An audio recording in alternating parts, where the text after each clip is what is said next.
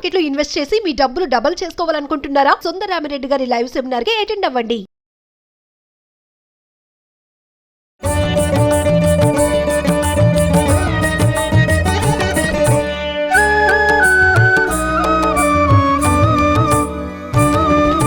నమస్కారం అమ్మా. నమస్తే తల్లి. అమ్మ, నవరాత్రుల్లో ప్రతిరోజు యొక్క ప్రాముఖ్యత గురించి, ఆ రోజు అవతారం యొక్క విశిష్టత గురించి మాకు తెలియజేస్తూ వస్తున్నారు. ఈ రోజు రెండో రోజు గాయత్రీ దేవి. గాయత్రి అంటేనే వేదమాత గాయత్రి అంటూ ఉంటారు. మరి దీని గురించి అమ్మవారి ఆవిర్భావం ఎలా జరిగిందన్న విషయాలు, ఆ కథ తెలుసుకోవాలనుకుంటున్నాం అమ్మా. ఓం శ్రీ గురుభ్యో నమః. శ్రీ మహాగణాధిపతయే నమః. శ్రీమాత్రే నమః. ముక్తా విద్రుమహేమనీలధవళఛాయై ముఖైస్తీక్ష్ణైః యుక్తాం ఇందు నిబద్ధరత్నమకుటాం తత్వార్ధవర్ణాత్మికాం గాయత్రీం వరదాభయాంకుశగసా శుభ్రం కపాలం గదాం శంఖం చక్రమథారవిందయుగళాం హస్తైర్వహంతీం భజే. ధ్యేయః సదా సవితృమండలమధ్యవర్తి నారాయణ సరసిజాసన సన్నివిష్టః కేయూరవాన్ మకరకుండలవాన్ కిరీటీ హారీ హిరణ్మయ వపుర్ధృత శంఖచక్రః. ఇది నిత్యం సంధ్యోపాసన చేసేటటువంటి వారందరూ సంధ్యావందనంలో గాయత్రీదేవిని ఉద్దేశించి చెప్పేటటువంటి స్తోత్రం. గాయత్రి మంత్రం కాకుండా ఒక స్తోత్రం కూడా సెపరేట్ గా ఉందన్నమాట. ఉంది కదా. ఇది ఈ స్తోత్రం చేసే ఉపాసన చేస్తారు గాయత్రి మంత్రాన్ని. గాయత్రి మంత్రం ఏదైనా ఒక మంత్రాన్ని ఉపాసన చేయడానికన్నా ముందు స్తోత్రం చేయాలి, దైవాన్ని ఆవాహన చేయాలి. ఇంకా కొన్నింటికైతే ముద్రలు మొదలైనటువంటివన్నీ ఉంటాయి, అంగన్యాస కరన్యాసాలు ఉంటాయి. ఇవన్నీ ఉన్నాక మాత్రమే మంత్రాన్ని అనుష్ఠానం చేయడానికి వీలవుతుందమ్మా. అంత ఉంటుంది. మంత్రం అంటే అలా ఉండేటటువంటిది కాదు. కనుక ఆ విధంగా గాయత్రి మంత్రాన్ని ఉపాసన చేసేటటువంటి వారందరూ స్తుతించేటటువంటి గాయత్రి. ధ్యేయ సదా సవితృమండల మధ్యవర్తి, ఎల్లప్పుడూ కూడా సూర్యమండల మధ్యలో ఉండేటటువంటిది ఆవిడ. అంటే మనందరికీ ప్రాణదాత్రి, జీవదాత్రి అయినటువంటి తల్లి గాయత్రీదేవి. ఈవిడ్ని గాతారం త్రాయతి ఇది గాయత్రి అన్నారు. పాడేటటువంటి వాళ్ళని రక్షిస్తుంది. ఎవరు పాడేవాళ్ళు, ఏం పాడేవాళ్ళు అంటే మనం నిరంతరం ఒక గాయత్రి మంత్రాన్ని పాడుతూనే ఉంటాం. మనకి తెలియదు, ఉచ్ఛ్వాస నిశ్వాసాల రూపంలో పాడుతూ ఉంటాం. అందులో ఉంటుంది. అలా నిరంతరం అలా ఉండి ఆ ఉచ్ఛ్వాస నిశ్వాసాలలో ఉండే ఓంకారాన్ని ఎవరైతే నిరంతరం ధ్యానం చేస్తూ ఉంటారో వాళ్ళని రక్షిస్తూ ఉంటుంది అని చెప్తారు. నగాయత్ర్య పరమం మంత్రం అని చెప్పబడింది. గాయత్రిని దాటి మించినటువంటి మంత్రం మరొకటి నమాతు పరదైవతం అని. తల్లిని మించిన దైవం కానీ, గాయత్రిని మించినటువంటి మంత్రం కానీ లేదు. అన్ని మంత్రాలలోకి ఉత్తమోత్తమైనటువంటిది, శ్రేష్టమైనటువంటిది గాయత్రి మంత్రం. ఈ గాయత్రి మంత్రంలో ప్రత్యేకంగా ఆ మంత్రం అయితే అది ఉంది. ఆ గాయత్రి మంత్రంలో ప్రత్యేకంగా ఒక దేవుడి పేరే ఉండదమ్మా. అన్ని బీజాక్షరాలన్నీ ఉంటాయి, 24 బీజాక్షరాలు ఉంటాయి. వాటితో పాటుగా చివరికి మా బుద్ధులను ప్రచోదన చేయు అని ఉంటుంది. ధియో యో న ప్రచోదయాత్ అంటే మా బుద్ధులు సరైనటువంటి మార్గంలో వెళ్ళేట్టుగా చూడమనే ఉంటుంది. ఇది ఒక దైవానికి, ఒక మతానికి, ఒక జాతికి సంబంధించిందని ఎలా చెప్తాం మనం? నన్ను సన్మార్గంలో ఉండేట్టు ప్రేరేపణ చేయమని చెప్పేటటువంటిది ప్రపంచం యావత్తు అంగీకరించవలసినటువంటి మాటే కదా. అవును. అటువంటిది గాయత్రి మంత్రానికి ఉండేటటువంటి అర్థం గనక తీసుకుంటే, హే బీజాక్షరాల దగ్గరికి వచ్చినట్టయితే ఆ మంత్రానికి సంబంధించి సమస్తమైనటువంటి దేవతలకు సంబంధించినవి అందులో ఉన్నాయి అని మనకి పెద్దలు చెప్పేటటువంటి మాట. అటువంటి గాయత్రి ముక్త విద్రుమ హేమ నీల ధవళఛాయై. ముక్త అంటే ముత్యం, విద్రుమ అంటే పగడం, హేమ బంగారం, నీలం, తర్వాత ధవళ తెలుపు. ఈ 5 రంగుల ముఖాలు కలిగి ఉంటుంది. 5 ముఖాలు ఉంటాయి గాయత్రీదేవికి. 5 ముఖాలతో పాటు 10 చేతులు ఉంటాయి. వాటిల్లో అనేకమైనటువంటి ఆయుధాలు ఉంటాయి. 2 చేతుల్లో పద్మాలు ఉంటాయి. శంఖము, చక్రము, గద మొదలైనటువంటి కశ అంటే చరణాకోలు, ఇలాంటివి, అంకుశము, ఇవన్నీ అమ్మవారి యొక్క ఆయుధాలు. వీటన్నిటి యొక్క ప్రయోజనం కూడా ప్రత్యేకంగా ఉంది. ఆయుధాలన్నిటి యొక్క ప్రయోజనం చాలా విస్తృతంగా ఉన్నది.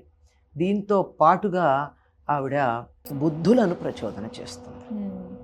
తర్వాత ఆభరణాలు కూడా ఉన్నాయి. కేయూరాలు, అంగదాలు, కిరీటం. ఆ కిరీటంలో చంద్రవంక ఉంటుంది. ఇందుని బద్ధరత్నమకుటాం అని చంద్రుడితో చక్కగా కూర్చబడినటువంటి మంచి రత్నాలతో చేసినటువంటి మకుటం కలిగినటువంటి తల్లి. అటువంటి ఈ తల్లిని ఎవరైతే ధ్యానం చేస్తారో వారికి మంచి బుద్ధి ఉంటుంది. బుద్ధి అంటే మనకున్నటువంటి పరిజ్ఞానం ఏదైతే ఉందో, మనం సంపాదించినటువంటి అనేక విషయాల సేకరణ ఏదైతే ఉందో దానిలో మనకు ఉపయోగపడేది ఏమిటి అన్న దాన్ని విడదీసి చెప్పగలిగినటువంటి నేర్పరితనం. ఇది పనికొస్తుంది, ఇది పనికిరాదు అని చెప్పే ఉంటాయి కదా, అలాంటి వాటన్నిటినీ చెప్పగలిగినటువంటి నేర్పరితనం అక్కడ లభ్యమవుతుంది. అటువంటి తల్లి గాయత్రి. ఈవిని వేదమాత అంటారు. వేదాధ్యయనం చేయడానికి కూడా గాయత్రి మంత్రం ఉపాసన ఉంటే తప్ప వేదాధ్యయనం చేయడానికి అవకాశం కూడా ఉండదు.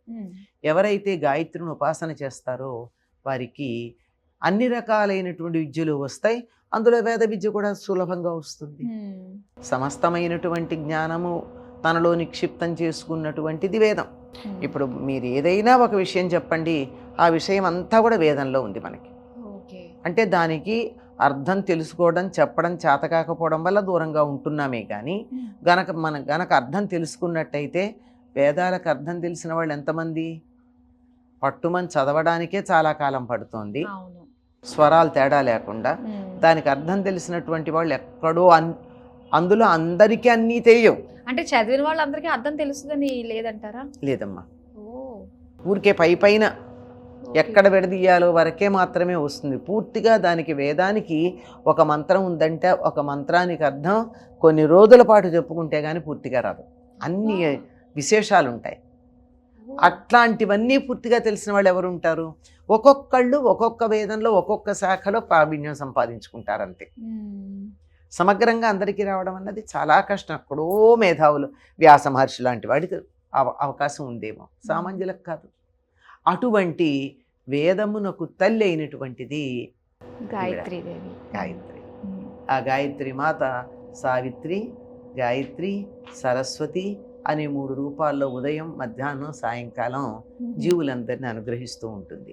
గాయత్రి మంత్రానికి త్రిపద షట్కుక్షి అని చెప్తారు.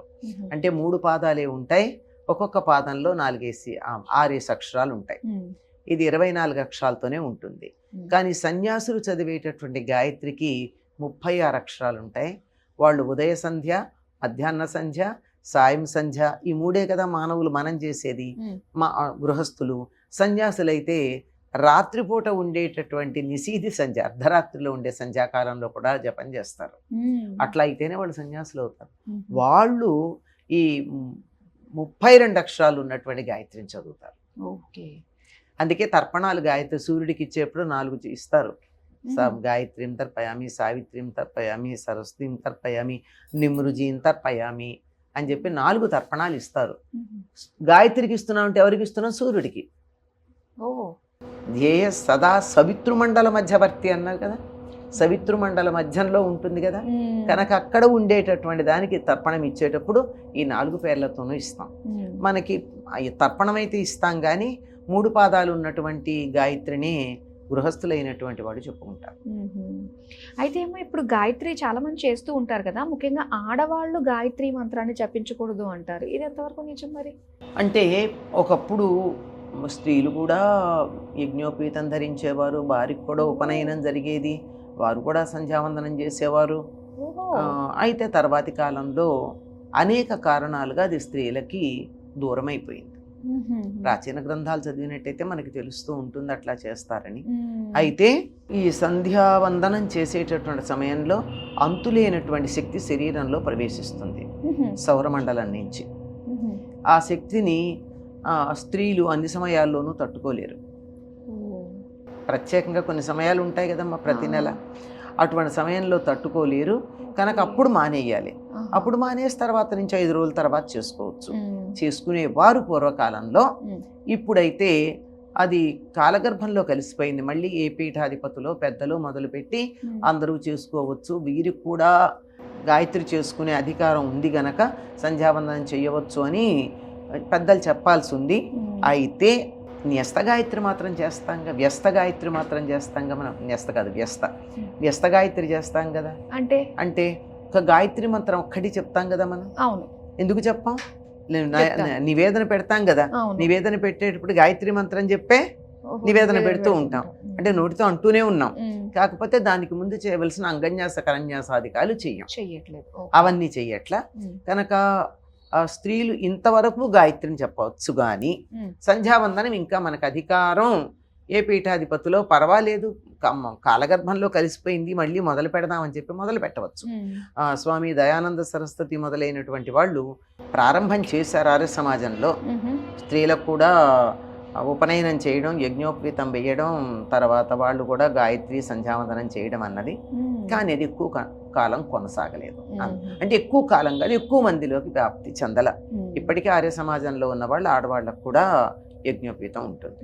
అయితే జ్ఞానానికి, విద్యకి, వేదాలకి ప్రతీక మరి గాయత్రీదేవి అమ్మవారు. మరి ఈ రోజు అందరూ కూడా అమ్మవారిని ఏ విధంగా ఆరాధించుకుని అమ్మవారికి ఎలాంటి నైవేద్యాలు సమర్పిస్తే? అమ్మ ఇవన్నీ చక్కగా చెప్పాను కదా, అమ్మవారిని చక్కగా గాయత్రి అధ్యయ సదా సవిత్రమండల మధ్యవర్తి అని ముక్తాబ్ద్రమహేమనెదొచ్చాయే ఇలాంటి స్తోత్రాలు చదువుకోవచ్చు. గాయత్రి స్థుతులు ఇంకా ఉన్నాయి, గాయత్రికి అష్టోత్తరం ఉంది, ఇవన్నీ చదువుకోవచ్చు. చక్కగా ఆమెకు కూడా అన్ని రకాల స్తోత్రాలు చేయొచ్చు. గాయత్రి అనేటటువంటిది లలితా సహస్రనామంలో అమ్మవారి నామం కూడా ఒకటి ఉంది కనుక లలిత చదువుకుంటే అందరు దేవతలు వచ్చినట్టే. కనుక ఆవిడని చక్కగా ఆరాధించుకోవచ్చు. అందరూ వ్యస్త గాయత్రి మంత్రాన్ని తప్పనిసరిగా చేసుకోవచ్చు, అందరూ చేసుకోవచ్చు. ఏ నైవేద్యం అన్నా అమ్మవారికి మనస్ఫూర్తిగా ఇవ్వండి అమ్మా. అన్ని నైవేద్యాలు మనకి లలితా సహస్రనామ సహస్రంలో ఇన్ని రకాల నైవేద్యాలు మొదలు పెట్టారమ్మా. అందులో చెప్తుంది ముద్గౌదనాసక్తి చిత్త, స్నిగ్ధోదన ప్రియ, పాయసాన్న ప్రియ, దధ్యోదన అని, గుడాన్న ప్రీతమానస, హరిద్రాన్నైకరసిగా, తర్వాత చెప్పేది సర్వోదన ప్రీత చిత్త. మరి అన్ని ఉన్నప్పుడు ఒకటే ఎలా పెడతాం? అవును, అన్నీ పెడదాం అంతే. చాలా సంతోషం అమ్మా. గాయత్రి మాత యొక్క ఆవిర్భావం గురించి ఎన్నో విషయాలు మాతో పంచుకున్నందుకు ధన్యవాదాలు. సర్వమంగళ మాంగళ్యే శివే సర్వార్థ సాధికే శరణ్యే త్రయంబకే గౌరీ నారాయణి నమోస్తుతే.